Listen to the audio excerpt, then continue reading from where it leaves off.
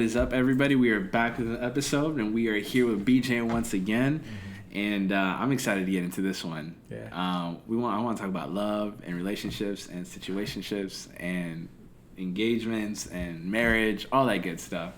And you're like the guru. You're like the expert. You got the Build a Better Us. I don't know about all that, but yes. You got the book, The Better for the Man and the Woman. Yep. And you sharing insightful things on social media constantly about stuff like this. And so I kind of wanted to get into it a little bit. So I'm a single guy right now. And ladies, he's single. Make sure you hit him up. You heard what he said. You single, ready to mingle? Taking applications. Okay. We're looking at resumes right now. Y'all make sure y'all send in those emails. Go ahead. Yeah, make sure the cover letters are on point. No, I'm just kidding. One thing I constantly hear from married folks over and over again is, I wish I knew this when I was single, and I wish I could have worked on this while I was single, so I could have been a better partner. What are some things that you would say to single people that you wish you would have known in your singleness?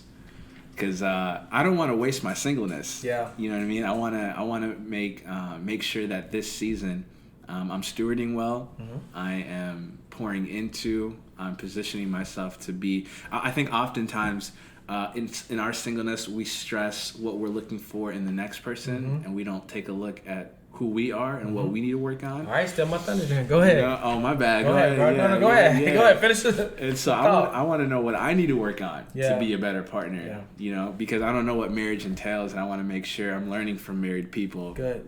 What it looks like to be married and what I need to focus on in my singleness. Good. Yeah, man. So just a little bit of context for me. So I'm a Dallas native, not a Cowboy fan of hater. Praise God. This year, next month, August of 2019, we will celebrate 17 years of marriage. Wow.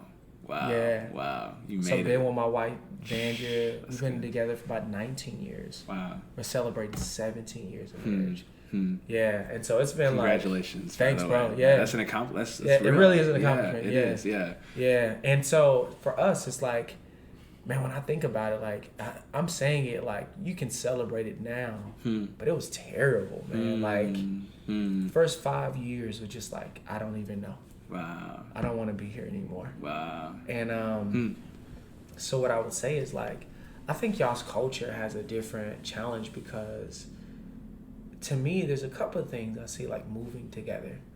One, there isn't like this strong like cultural sentiment of like, this has to happen. Yeah. It's like, maybe it does. Maybe somebody initiates some type of like intentional romantic maturity. Yeah. But really it's okay to not have that. Right. So I think that's one thing that's challenging. Right. Two, we have kind of overstressed marriage as the end all be all of like a staple of your maturity. Yeah. Right? Yeah. So, yeah. We're kind of wrestling with that. We're kind of digging ourselves out the hole of saying like, okay, you could be single and still have your life together. It used to be that, because of the stats, I think it was in 1970, the stats said that 70% of individuals 18 to 35 were married. Wow.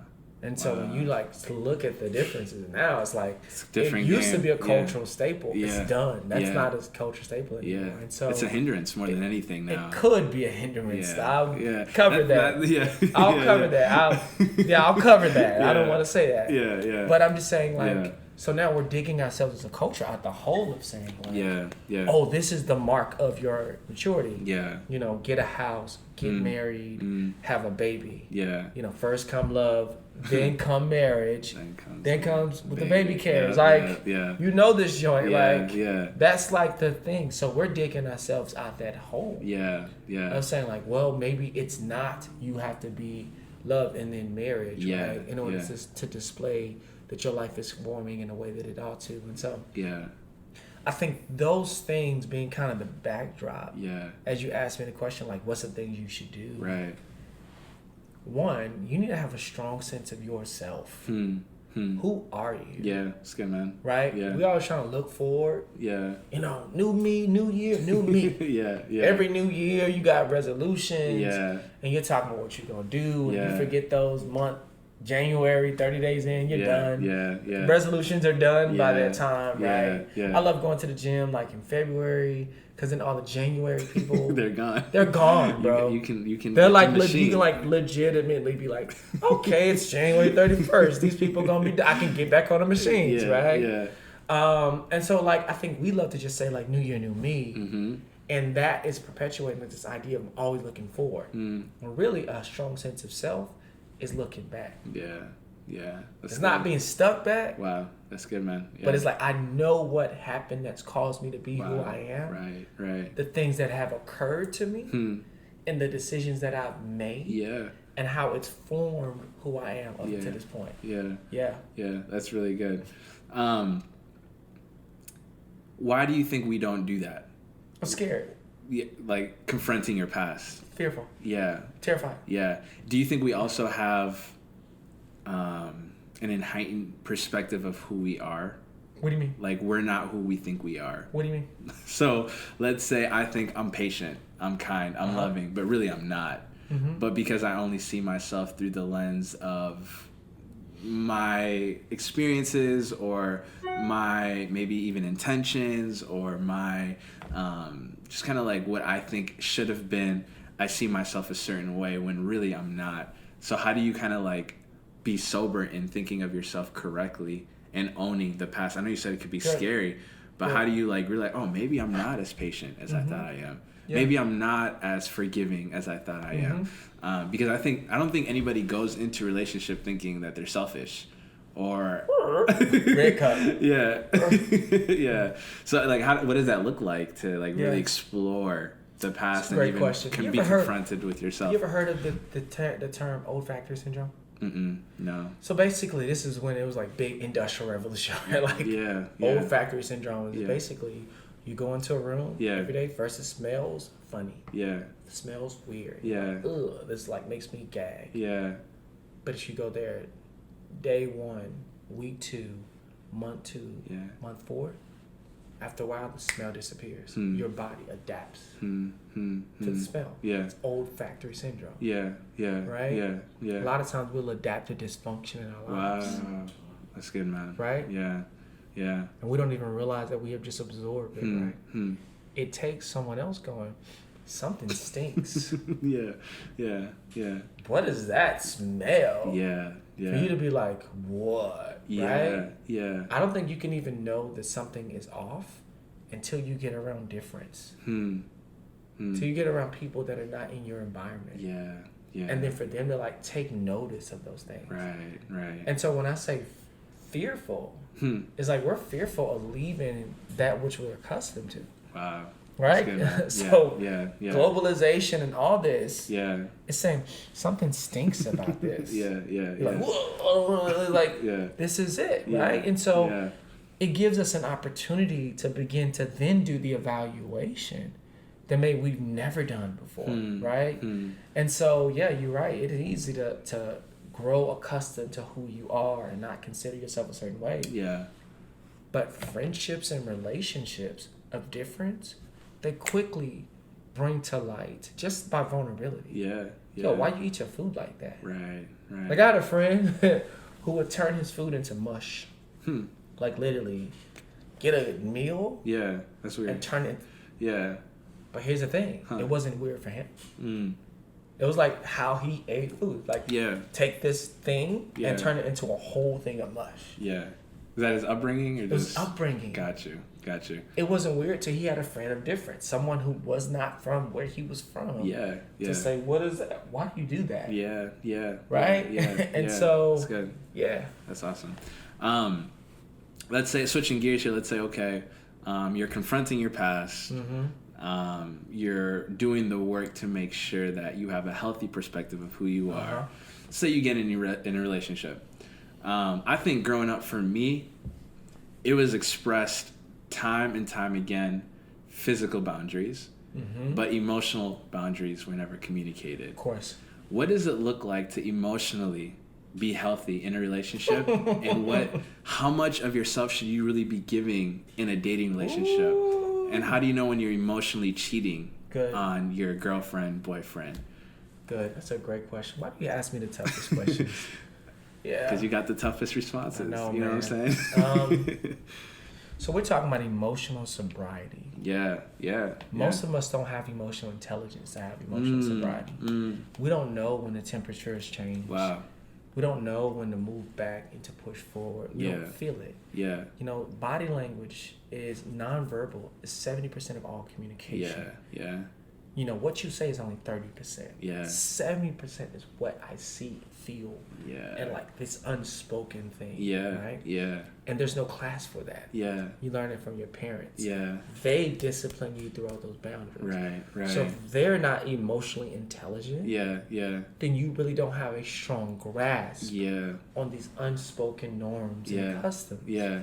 Right? Yeah. That's good, man. And so I just, like I said before, I have a lot of empathy. I go, man, this is challenging. Like, this is not something you're going to wake up and do. Yeah. But this is something that anybody can learn. Right? Yeah. So when we're talking about relationships, we're not just talking about romantic emotional boundaries. Yeah. We're talking about, do you realize that you created a codependency with a friend? It's like, do you know how to be other people's friends and not just say, this is my only friend? Wow. That's good. Right? Yeah. One of my favorite phrases now is that you need people, not a specific person. Right? And here's what I mean. Can you unpack that? Yeah, I'm going to unpack it, right? Go ahead, So we think like, man, I got this best friend. I love him and we're close and all these different things. And that's right. That could be one of your closest, most vulnerable relationships. Yeah. But we must not mistake that for being the only person that we need. Right? You need people, not a specific person. Right? So as they grow, morph, change, become specific things, that could change the relationship dynamic. Because you're doing it at the same time. Right? Yeah. Good or bad. You're doing it good or bad. You're growing positively or negatively all the time. Right? Yeah. We'll mistake that relationship for being, that's all I got. Because we don't have good emotional intelligence on boundary even within those relationships. Right. So our poor emotional intelligence happens way before we get into romantic relationships. Wow. It happens in our friendships. Yeah. Right? Yeah. What do you think? Tell me what you think. What are you seeing, man? I think it's tough because I'm Ethiopian. I'll just give you my context. I speak for myself, and a majority of our listeners are Ethiopian. But emotional. I'm probably Ethiopian too. They took us from the land. Go ahead. We'll claim you. We'll gladly claim you. We'll claim you. BJ, we claim you. Name you Moses, Abraham. For sure. I'll take the name. Go ahead. Got you. Yeah. Emotional intelligence is not a thing. It doesn't exist. We. I know. I'll just share this story. Mickey's here, but if you're gonna be mad for, we'll work this out in our friendship later. Wow. But, I trust that I can share this. But he had a birthday party one time when he was a kid, and his dad he didn't smile once the whole birthday, and he didn't think of it. We don't think of anything of that. It was just okay, that's the norm. And then a couple of days later, it was like Monday morning, Tuesday morning, he went into school, and his friend's like, "Yo, why was your dad upset? It was your birthday." And he's like, yeah, you're right. Like he wasn't smiling, he wasn't laughing, it didn't look like he was having a good time.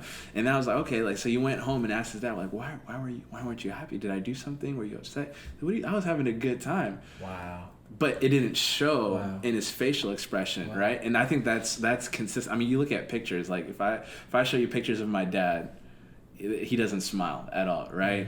If he's smiling, it's like he's in a great mood, like something happened. He's doing great. Exactly. And so for me, I mean, I had the privilege of studying psychology undergrad, so I got to like pick up on a lot of things that I didn't know were happening and start my journey a little bit earlier. But how do you even realize you have a low emotional EQ, right, or emotional intelligence, right? Like, how do you even know that? Difference. Yeah, it's the same thing as difference. Got you. Our problem is we're not around enough difference. You don't know something is different until you get around difference. Yeah. Like that's what I was saying earlier. Yeah. You have to be around something different. Yeah. But I would say so we're asking about boundaries in relationships, right? Let's just go there. Yeah. We don't have good boundaries with our parents. We don't have good emotional boundaries with our friends. Why the heck would we have good emotional boundaries with our romantic interests? Yeah. So what I would say, if you don't have good boundaries in romantic relationships, it's not just there. you don't have good boundaries in other places as well. Wow. We only see it more evident and obvious Wow. in the romantic. Wow. I didn't think about that. Because we're trying to relate. Yeah. And trying to create a sense of oneness. Yeah. Yeah. But if you don't have it there. Yeah. Yeah. Yeah. It's only evidence that you don't have it in all the other places. Right? And so what I would say is, you know, you're asking what the lines are. And I'm saying, the lines are you self-aware? Mm-hmm. Do you realize the impact that you have by leaning in, pulling back? Are you codependent? You know, I was saying early off mic, there's 3 types of relationships. Yeah. Relationally, emotionally. There is dependency, there is codependency, and there's interdependency, right? Let me just describe them. Yeah. Dependence is what happens with a mother and child. That child comes out and will literally die without being fed, changed. Yeah. Like, there's nothing that y'all can do. Yeah. And the parent is solely responsible for it. That's a dependent relationship. Yeah. Second category. Yeah. Codependency. Yeah. Let's say this kid grows up, they can do for themselves. Yeah. And they do, but mom finds all of her value and worth in doing for them. Yeah. They find all their value and worth in being done for. That's codependency. Yeah. Yeah. And that's not something that ends when you leave the house. I mean, that's not something that ends when you graduate. That can go on the rest of your life. You can have a codependent relationship on someone where you don't feel good if you don't talk to them. Right? The last piece of it is interdependency. It's when you have a sense of self-awareness and self-security that can operate apart from people but still needs people. So mom has her own identity. Yeah. She knows that you're your own person. You have your own identity. Yeah. But then you come together relationally with one another. Yeah. And that's what creates emotional sobriety. Right? Too many of us operate in romantic relationships, either independent, where somebody paying somebody's bills. They're doing everything they can. Yeah, that's and good. the other person is just a recipient of all of those things. Right? Yeah. Or we're codependent. Yeah. Right? Yeah. Like, I don't feel good when I don't talk to you. We can't have friends outside of this. And we can't do anything that would reflect any type of detachment. Yeah. Emotional maturity and boundaries is when we can be interdependent. I have a sense of self-identity apart from you. And you have the same for me. And we come together, we're consensually loving one another based off of those things. That's so good, man. Good. That's so good. There's a lot to unpack there. Good. But I got some other questions. But that was amazing. That's a great way of like kind of categorizing those things. I made it up just now. That's why we're talking to you right here. Thank you. You know what I'm saying? Thank you. Bring me back on the show. So, in a dating relationship, I think something that me and my friends talk about all the time is, how do you know when to call it a wrap? This is not this is not for me. Or how do you know when you got to fight a little bit harder? Our pastor growing up, I know this is going to be really extreme, but he used to say, did you read I Kiss Dating Goodbye joint? Huh? Was he on Kiss Dating Goodbye? Yeah. And he said dating is practice for divorce. You know what I'm saying? But I get the logic behind it is, whenever something goes wrong in a dating relationship, you throw the deuces up and you walk out. And when you get into marriage, you do the same thing. You've developed that habit where every time something goes wrong, you throw up the deuces and you say, I'm going to move on from this, you know? So how do you, like, man, I'm throwing a lot of questions your way, but I got a lot of thoughts on this, but what's even the line between fighting well and fighting terribly? What do you mean? Like, how do you know when you're fighting well and when you're fighting terribly? And how do you know when you're working on something in a way that's going to produce something that's going to be good for your relationship, or this is a dead end? The way we're handling this, the way we're talking to each other, the way we're fighting is just it's going to be to our detriment. Like, how do you know you're fighting well? How do you know when you're not fighting well? And what does that look like to say, okay, this is worth fighting for, and this is the time where I just like walk away? Good. That's a great question. Yeah. What I do is I have a thing called a discovery phase. Yeah. Dating is just discovery. Yeah. You know, it's a friendship on discovery. I'm discovering things about you. Yeah. I don't know. I'm going to wake up tomorrow and there's things I'm going to learn about you. I don't know. Yeah. As I'm discovering these things about you and you're discovering these things about me, and we're discussing them, here's what I'm asking. Am I willing to carry this for the rest of my life? This is a burden I'm willing to really carry out. And I think the importance of dating is like you start saying like, oh no, that's too much for me. Now listen, it may not be the time or that may not be the person, right? And so now it's like as we talk about these things, this arguing and fighting is like, oh, just showing me we're just not in the place to move any further. And that's okay. Right? Yeah. That's why I said you need people, not a person. That's good, man. When you have a codependent relationship and a dependent relationship, you're going to make it work however. Yeah. You're going to take that all the way to the altar. Yeah. But when you have a strong sense of who you are already, you can learn how to part ways and it still be amicable. Yeah. And you still be respectful of those things. Yeah. Because listen, you just hit a space where you realize, hey, this just isn't a good move for us. Yeah. That's good. So it goes back to the dependence, the codependency and interdependence. Yeah, for sure. What do you think is the purpose of marriage?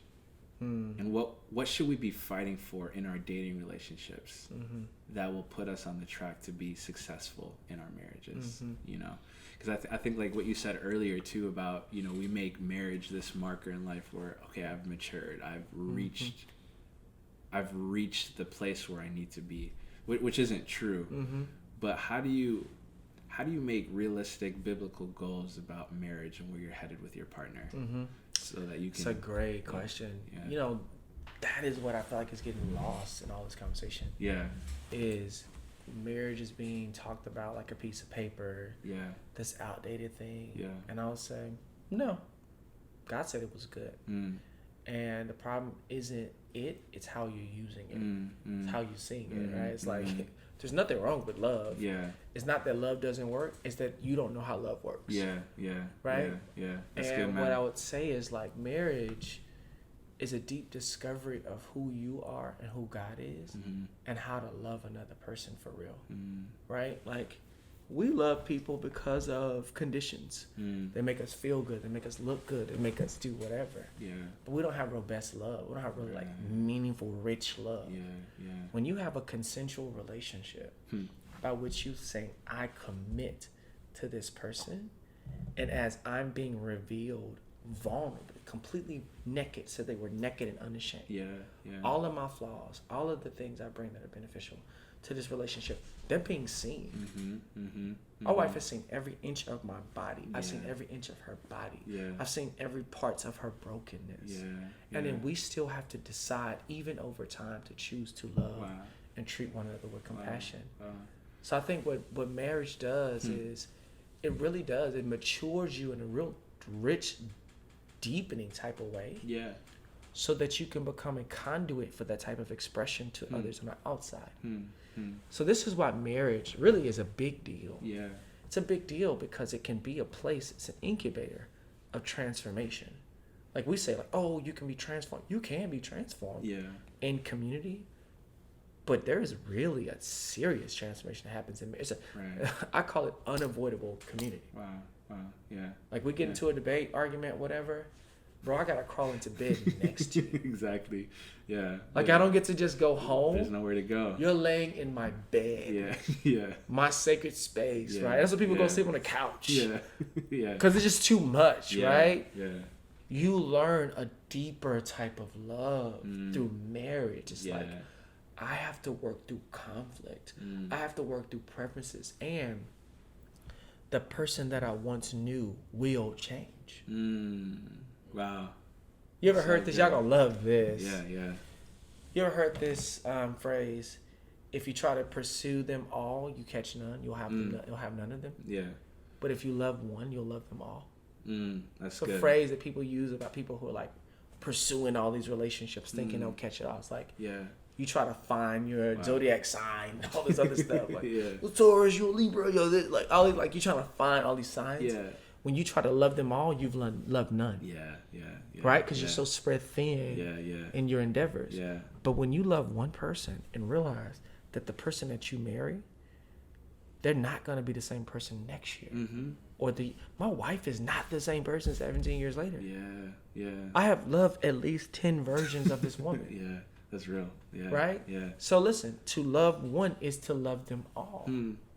Right? Yeah. So you see, like, I've had to love different versions of her, good and bad. Yeah. Right? Yeah. And that's what is maturing about it. So if you ask me, what's the purpose? Yeah. The purpose is when people do that under the fact that they believe that God has brought them together, and then any fruit that comes out of it, you can only attribute it to his grace. It's like, that's marriage. Yeah. It's like, nope, there's no way a person would consent to that. Yeah. And good comes out of it. Oh, only God could do that. Yeah. That's marriage. Yeah. Why do you think that? So it sounds like what you're saying is marriage is not about you at the end of the day. Oh, it's not even remotely. It's about serving and loving and seeing brokenness and choosing to love and being faithful to even when the changes come. That's right. How do you, like, why do you think churches aren't teaching that? Yeah. Is it because we just bought into what the culture thinks about love? Yeah. Like, why haven't we realized that? As I don't know, whenever I have conversations, like when we think about what we're looking forward to in marriage, it's what I get. It's like, I can't wait because then I get this and I get that and I'll be able to travel with this person and I get to do that. Like, no, I've never heard anybody say I'm looking forward to marriage because I get to lay my life down and serve. So here's the thing. I don't think we get laid into that. Yeah. You get laid into sex. It's like, yeah. That's big for guys. It's like, I can't wait. It was big for me. So I'm not, hey. Yeah. Like, I'm like, hey, we need to do something different. No, I don't know what, this has to change into something because this is a component. Yeah. I think we get into that because of the reason of intimacy. Yeah. Right? Yeah. It's just that we have a cheap version of intimacy in mind. That's good, man. We're drawn in from intimacy. Yeah. We have a cheap version in mind. We don't know there's a robust version waiting for us. Yeah. And so it is and it isn't about us. Right? So it says, love God with all your heart, soul, mind, and strength. Second is like the first, love your neighbor as yourself. Yeah. Right? We want to love ourselves, void of our spouse and God. Wow. Marriage is to bring those three things, that three-strand cord together. Yeah.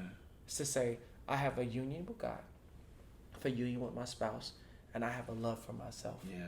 Right? Yeah. So yeah, it is okay to love yourself, but not void of loving the other person. That's good, man. That's good. Not void of loving God. Yeah. It's not okay to just say, oh, we just love God. Yeah. Right? And you despise your spouse. Yeah. It doesn't work that way. It doesn't work like that. Yeah. So what it does is like it gives opportunity for that three-strand cord to really be brought together. Again, if you just fixate on your spouse to the neglect of yourself, you don't really understand love. Yeah. Right? Yeah. If you fixate on God to the neglect of yourself and your spouse, you don't understand relationship and marriage as an intended purpose. Yeah. If you focus on yourself, void of God in your spouse, you really haven't grasped the depth of the intimacy that you can receive. It's the three-strand cord. That's good, man. So it's not taught because we don't have emotional intelligence. We don't read the Psalms. We don't read the Proverbs. Yeah. We don't practice comprehensive biblical thinking Yeah. and see that there's a bride in the beginning. He said, I'll be your God and you'll be my people. That's the crux of all scripture. Yeah. Right? Yeah. And so I would say we need to even change the way we talk about it from this like task of dying to myself. Yeah. Like literally, like, 'cause that's how I see it. Yeah, sometimes. it's wrong I though. gotta Like do this. Yeah. that's why Jesus says start prayer by saying our Father. Wow. That's good, man. Yeah. Personal. Our Father. I'm like, wow, that's that tone of like not God on a mountain with Moses. Holy, you'll die. Walk over here, you'll die. We're comfortable with that part of God. Yeah. Holiness, Wow. walk to the mountain, you die. Wow. Cool, got it, done, check. Yeah. Our Father means he's near Wow. and he's compassionate and he's tender. Yeah. And I'm like, oh, I don't know that type of robust intimacy. That's And I'm real. bringing that into every relational sphere that I have, right?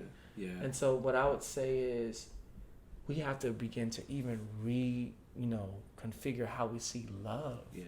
And be like, oh, I don't see it as like something I should enjoy. I see it as just a duty. Wow. Yeah. Yeah. What do you think, man? Before you drilling me with a lot of questions. What do you think about it? Yeah. No, that's deep. I think the way I'm processing is, I think that's tough for men, to think that way. I think I was raised to believe that's weak. To look, it's easier for me to see God as Lord than it is as Father. You know what I'm saying? It's like I respect that, but when you say Father, it's like my initial response isn't like yippee, you know, like I'm down with that.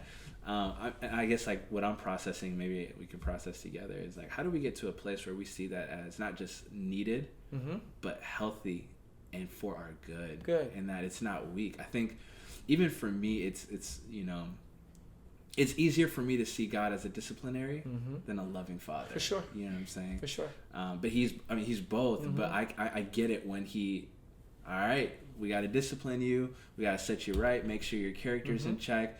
But like when the side of God that's like, yo, I want to spend time with you. I want to know you, the depths of who you are. I'm like, this is a little personal. Like, I don't. There's nothing there, God. Like, but there's a lot there.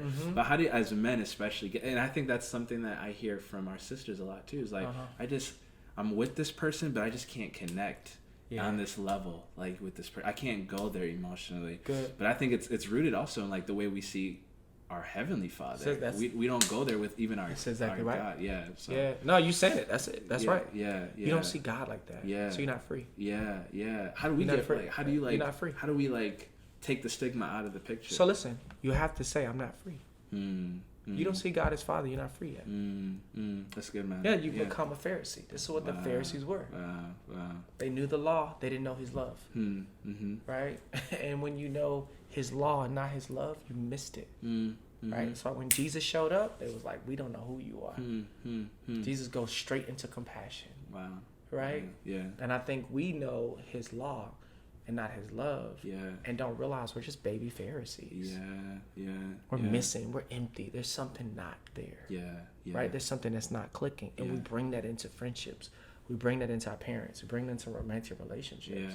Yeah. And what I would say is, when you see it, something about you goes, I want that. Yeah. I want to be like, no, that's my dad. Yeah. And then when I walk into the room, and despite all those things, you know my saying, I'm a mess and yet deeply loved. Love it. Yeah. It's like, people don't think, they think I'm playing. I think it's like a cliche, right? Yeah. I'm like, it's funny. You really think your judgment means something. It means nothing to me. Yeah. Praise or criticism. Yeah. My Father really loves me. That's good, man. Yeah. So it's like, so when you start talking about like His presence, all that stuff, it's like, yeah. oh no, He's serious about that. Yeah. So when I pray, I don't pray just my Lord. Yeah. I'm asking my Father. Yeah. I'm saying, "Dad, do something about this." Yeah. You know where I'm at. Yeah. Right? So it starts with the way you even pray. Our Father, which art in heaven. It's like, my dad is in heaven. All heavens. Third heaven, second heaven space. Yeah. And the first heaven, which is the footstool. Yeah. When I pray like that, He's near to me. Yeah. Now I'm like operating in a different type of realm. So we're talking about like love and romance. I mean, think about it. God is love. Yeah. He architected marriage and romance. Yeah. Like He's the architect of it. So if you want to know that, you can't know it through just lordship. So I would say that's the thing that's devastating. It's like, we have learned love through lordship alone. So now we try to implement it, it feels like duty. Because we know His law. Yeah. And we talk about His love, but we don't know His love. Yeah. And so when you know that love piece really begins to reconfigure this thing, and it's way more like exciting. It's like, I get to do that. I get to be this person that's more present for you. Right. And I'm doing this. I'm gonna deviate into something else. Yeah.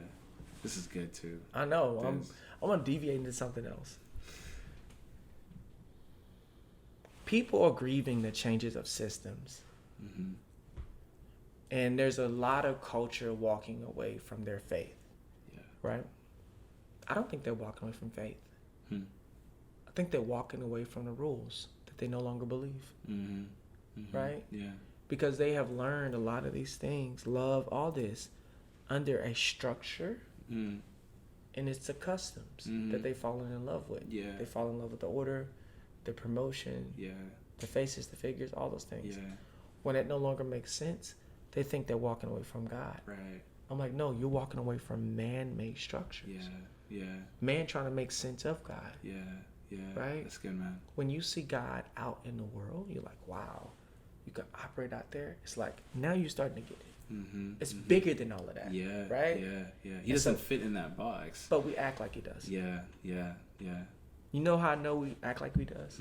Because when you see people not in that box, you question them. That's good. People think, it's so funny to me. Like, people question because I'm not in their box. Yeah. They question if God is with me. And I'm saying, a tree is known by its fruit. Yeah. What box do I need to fit into? Yeah. Right? Yeah. That's what Jesus was telling the Pharisees. Yeah. You know his laws. You don't know his love. Yeah. You want to question something, question fruit. Wow. Sorry, go ahead. No, that's good. Sorry, bro, go ahead. No, that's good. No, I'm glad you brought that up, because that's something me and Mickey were actually talking about just earlier. Is we were talking about like leadership and how the stigma or like the frustrations with leadership is they judge you not on what they should judge you, but on something completely different. That's exactly right. You know, they're not looking at the fruit of your life. They're not looking at your character. They're not looking at your love for God. Because it didn't matter. Yeah, they're looking at how you delivered things, That's who exactly you right. associate That's yourself exactly right. with. Yeah, and so, I mean, like, segue, like, how do you, in a relationship or when you're considering somebody, how do you keep from missing the right one because they don't fit in your box? Oh, that's a great question. How do you keep from missing the right one? The right one. Somebody like a true gem just because they're not like you. Because you're not healthy. Speak on that a little Yeah, bit. you're just not healthy. Yeah. Like, unhealthy people are drawn to unhealthy situations. Right? Yeah. And then absolutely. vice versa. Yeah. Right? Yeah. When you start growing in sobriety, this is what you realize about love. This is so crazy. Yeah. It's a choice. Yeah. And you wake up and you choose. Yeah. You don't feel. Yeah. That's good. Choose. That's good. Yeah. You choose. Yeah. And you know that feelings will follow. Right? A lot of the things that we're growing in culture is like it just happens. My meals just happen. And it just happens. You don't have to choose. Mature love is a choice. That's good, man. Yeah. Right? Yeah. And so what I would say in a lot of ways is like it's strange. There isn't a one. Yeah. It's just the one you choose. Yeah. It is. Yeah, I yeah. hate to say that. It's like Yeah. it's the one you choose. Yeah. And you're choosing hopefully based off of the health in your life. Yeah. Wow. That's good, man. Yeah. Right? Yeah. But even knowing, and there's people listening right now, they're in a hard marriage and relationship. I do a lot with couples. Yeah. Listen, maybe it's time for you to grow. Maybe it's not time for you to leave that marriage. Maybe it's time for you to become a mature version of yourself. Yeah.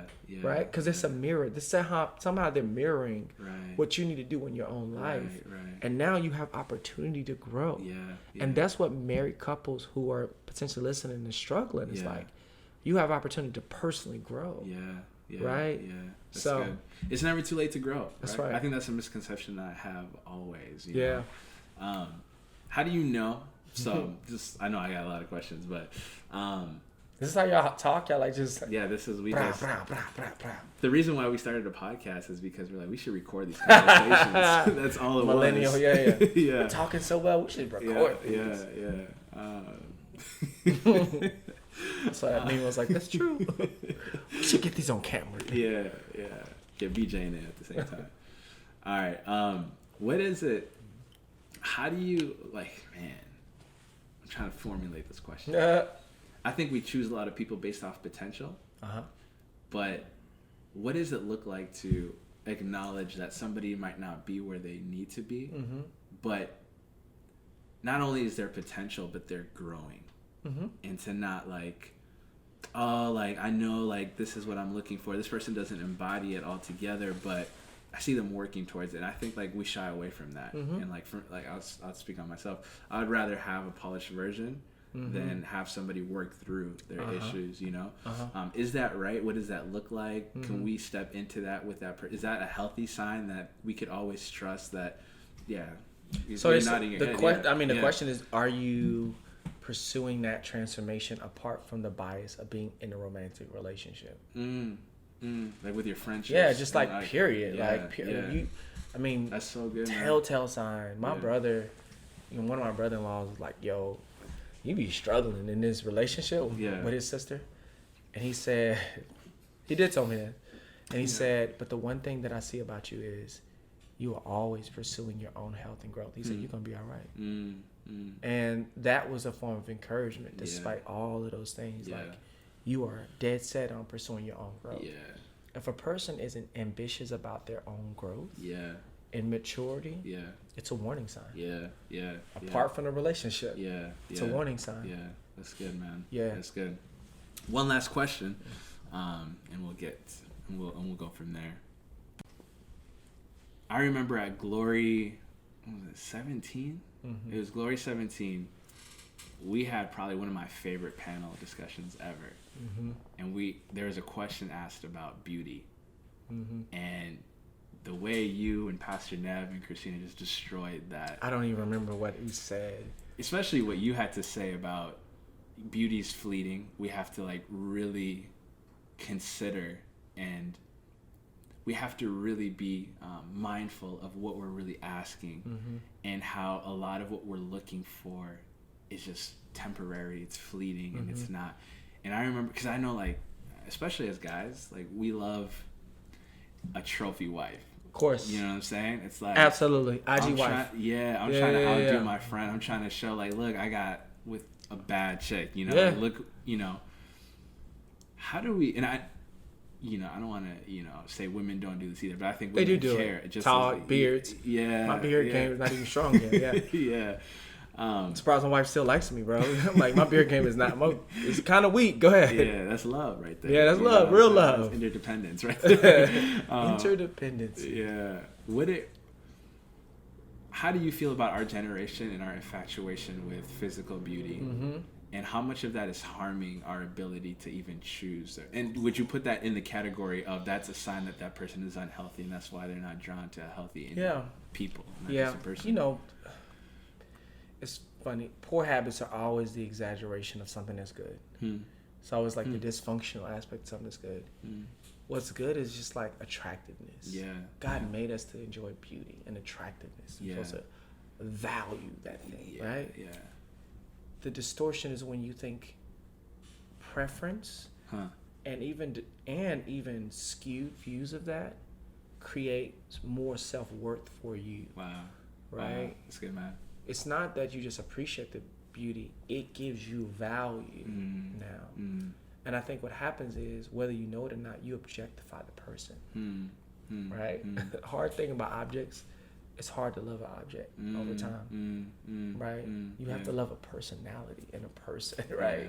Yeah. And so what I would say about beauty is like, man, if that's something that like grosses you out or like, that's cool. Like, that's a preference, and knowing like, man, this is not attracted. I need to commit and choose to loving you in space. Yeah.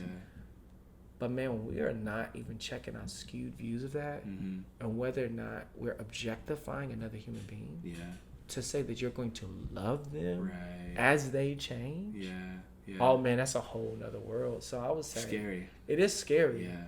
I think it makes it hard to make the decision to choose somebody. Wow. Because there's literally always somebody more beautiful. Yeah. So, yeah. What would you be your encouragement to somebody struggling in that? Yeah. Like, what do you put your foot down on? What is it? What's something that they should consider as they're choosing? And knowing there will always be somebody better. Learn to love yourself. I was going to say something. I was just going to say something really like cliche, and I thought like, learn to love yourself as you are and love God for how he sees you. Yeah. I think you can appreciate much more the variety of beauty through that. Wow. It's that's like, real. God sees me for who I am. Right. I'm learning to love as that, and now I can love people in a different variety. That's so good. Yeah. Thank you once again, BJ. No, thanks for having me. This was dope. They can actually check out his podcast, Build a Better Us, where they dive into a whole bunch of different topics, alluding to relationships and spiritual development, personal development, everything. Yeah. We talk about everything. Yeah, for sure. So, I hope you enjoyed this episode. Hope you learned a thing or two. And until next time, family, peace and love.